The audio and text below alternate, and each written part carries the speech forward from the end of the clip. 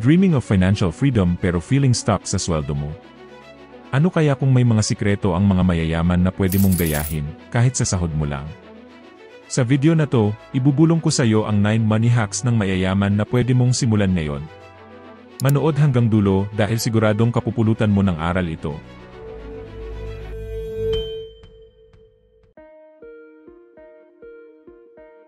Sa Pilipinas, 6 sa 10 na away sa negosyo at mga utang ay dahil sa verbal agreement lang. Ang ending, ay akala ko kasi. Tapos sisiraan na ang pamilya. Bakit delikado ang salitaan lang? 60% ng financial disputes ay walang written contract. 3 times mas mataas ang chance ng conflict kapag verbal lang. 8 sa 10 na nagkakaproblema ang nagsasabing, sana pala pinapirma na lang namin. Mga ginagawa ng written agreements. Utang, kahit 500 lang, isulat mo. Business deals, kahit tropa pa kasosyo mo. Rental agreements, lalo na sa apartment. Written agreement tips. 3 saksi, kahit pamilya lang. 2 kopya, isa sa'yo, isa sa kanya. 1 notarized, para sa malalaking halaga. Alam mo ang pinakamahal na salita sa mundo? Yung, akala ko kasi. Kaya huwag mong hintayin na mangyari yan sa'yo. Marami sa atin akala, ang negotiation ay parang tawaran lang sa palengke. Pero ang totoo, ito ang pinakamahalagang skill para umangat sa trabaho at negosyo. Bakit mahalaga ang tamang negotiation? Salary reality check, 7 out of 10 Pinoys hindi nagne-negotiate ng first job offer. Ayon sa Job Street Survey, employees who negotiate starting salary earn 10 to 15% more long-term. Alam mo ba na ang mga taong marunong mag-negotiate ay kumikita ng 30% more in their lifetime? Paano mag-negotiate ng professional? Research muna. Alamin ang market rate ng posisyon mo. Ihanda ang i-espesyal na halaga na dala mo.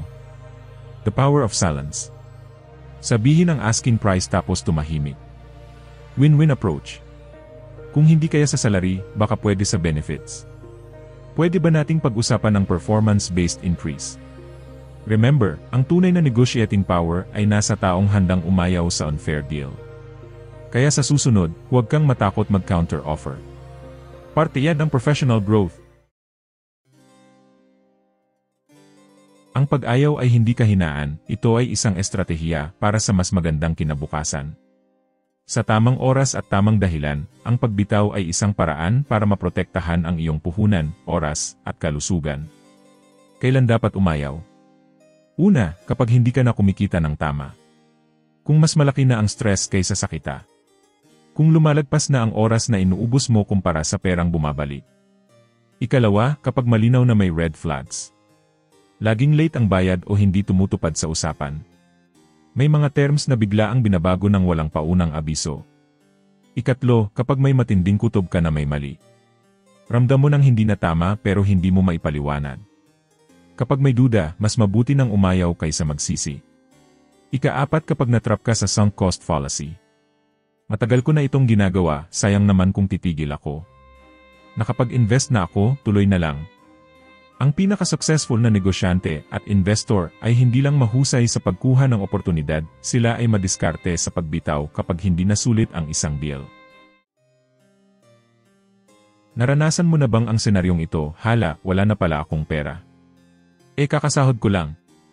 Hindi ka nag-iisa.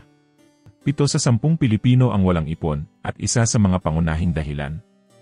Hindi nila alam kung saan napupunta ang pera nila.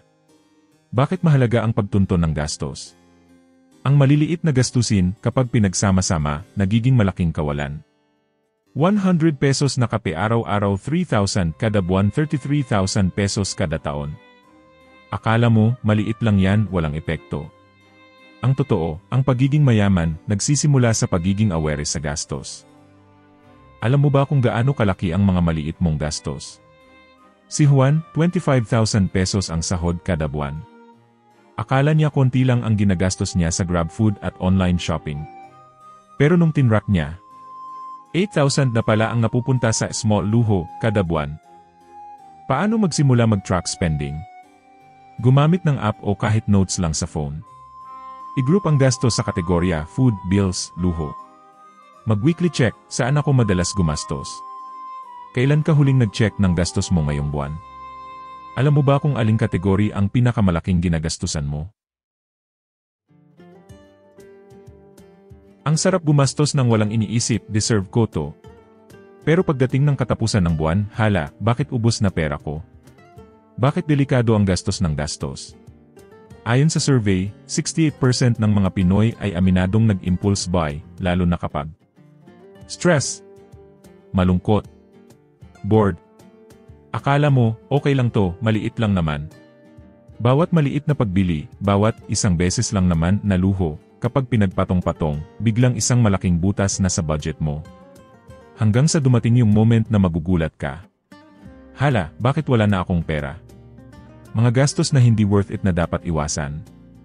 Maliit pero madalas na gastos. Paunti-unting bayad sa GCash, Shopee, food delivery hanggang sa di mo namamalayan, paubos na sweldo mo. Mga trend na walang halaga sa pangmatagalan. Ang ika-5 mong tote bag. Ang designer tumbler na pwedeng palitan ng mas mura. Tanungin mo, gusto mo pa ba yan next month? Emosyonal na gastos dahil sa FOMO. Sayang ang sale. Pero, kung hindi mo naman talaga kailangan, mas sayang ang pera. Paano magbago? 24-hour rule. Gusto mong bilhin? Antayin mo muna ng isang araw. Spoiler, 80% ng oras, mawawalan ka ng gana. Value check. Itanong mo, magagamit ko ba ito ng 10 beses? Masaya pa rin ba ako dito after ng isang buwan? Luho budget. Maglaan ng fixed amount para sa wants mo para kontrolado ang gastos. Ang pinakamalaking financial regret ng mga Pinoy. Hindi pagkakamali sa investments, kundi ang paggasto sa mga bagay na pagkatapos ng ilang araw, tinatapon lang din. Hindi masama ang mag-reward sa sarili, pero dapat alam mo kung kailan ito sobrang gastos na. Ang kasal ay isang simbolikong pagsisimula, hindi isang kompetisyon ng kayamanan. Sa mundo ngayon, madalas tayong naimpluwensyahan ng pressure, mula sa social media, tradisyon, at expectations ng iba, para gawing engrande ang isang araw na seremonya. Pero ang tanong, ano ba talaga ang mahalaga sa buhay mag-asawa? Bakit mapanganib ang sobrang gastos? Una, napapalitan ng pera ang tunay na diwa ng kasal. Ang kasal ay tungkol sa pagsasama ng dalawang tao, hindi sa halaga ng venue, pagkain, o dekorasyon. Hindi masusukat ang pagmamahalan sa presyo ng gown o sa dami ng bisita. Ikalawa, isang araw lang ang kasal, pero ang utang matagal bago matapos. Maraming mag-asawa ang nababaon sa utang matapos ang marangyang kasal, at ito ang nagiging dahilan ng stress at sigalot sa unang taon ng kanilang pagsasama. Ikatlo, ang new once-in-a-lifetime mindset ay isang maling paniniwala. Espesyal ang kasal, pero hindi ito ang sukatan ng relasyon. Ang totoong pagsubok ng pag-aasawa ay hindi kung gaano kaganda ang kasal, kundi kung gaano katibay ang pagsasama pagkatapos nito. Paano gawing mas makabuluhan at masinop ang kasal? Pahalagahan ang relasyon, hindi ang eksena. Ang isang simpleng kasal na puno ng tunay na kasiyahan ay higit na mas mahalaga kaysa sa isang magarbo pero puno ng stress. Paghandaan ang buhay mag-asawa, hindi lang ang araw ng kasal. Itabi ang malaking bahagi ng budget para sa pangmatagalang seguridad, tulad ng ipon, emergency fund, at investments. Gamitan ng budget para maging mas madiskarte at creative.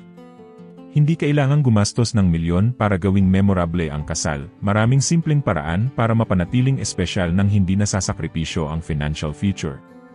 Ang kasal ay isang araw lang. Pero ang pag-aasawa, yan ang dapat paglaanan ng totoong investment. Maraming beses sa buhay, ang pinakamahirap na desisyon ay hindi ang pagsabi ng hindi, kundi ang paninindigan sa desisyon, kahit na natutukso ka ng magbago ng isip. Sa larangan ng pera, ang tunay na financial stability ay hindi lang tungkol sa pagkakaroon ng malaking kita, ito ay tungkol sa disiplina sa paggawa ng tamang desisyon, at sa pagsunod dito kahit mahirap. Bakit tayo madalas natutukso sa gastos? FOMO syndrome. Limited time offer kasi. Yung pakiramdam na kapag hindi mo binili ngayon, baka mawala na, kahit hindi mo naman talaga kailangan. Peer pressure. Lahat sila meron eh. Kapag nakikita mong may bagong gadget, bag, o sapatos ang kaibigan mo, parang napipilitan kang sumabay kahit hindi ka naman talaga interesado. Decision burnout. Araw-araw, ang dami nating kailangang pagdesisyonan. Kaya minsan, ang pinakamadaling gawin ay sundin na lang ang impulse at hindi na mag-isip ng mabuti. Paano panindigan ang financial discipline? Matulog muna, rule. Kapag natukso kang bumili, huwag agad bumigay.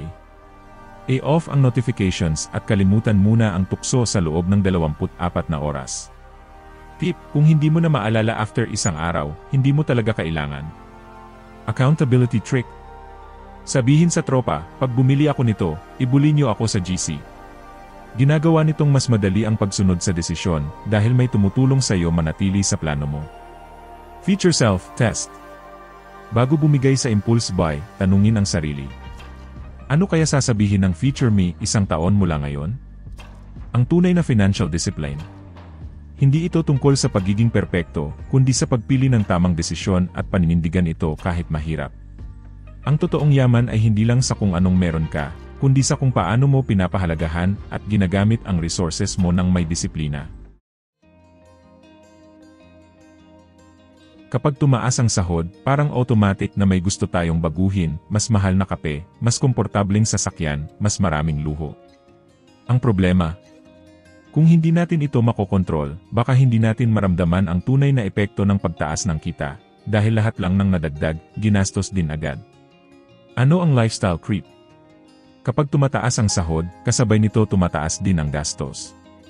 Na parang hindi na tayo umangat sa financial status natin. Realidad, 8 sa 10 Pinoy ang nauubos ang salary increase sa lifestyle upgrades lang, walang natitira para sa ipon o investments. Paano mapigilan ang lifestyle creep? 50% rule. Lahat ng salary increase, hatiin agad, kalahati para sa savings investments. Mas okay kung auto-transfer para hindi matempt gamitin. Old you test. Tanungin ang sarili, bibilhin ko ba ito nung 50,000 pesos pa lang sahod ko? Kung hindi, baka hindi mo rin talaga kailangan ngayon. VIP spending list. Piliin lang ang 2 hanggang 3 bagay na talagang gusto mong i-prioritize. Hindi lahat kailangang i-upgrade. Hindi ito tungkol sa kakayahang bumili ng kahit ano, kundi sa kapayapaan ng isip kahit simple lang ang lifestyle mo.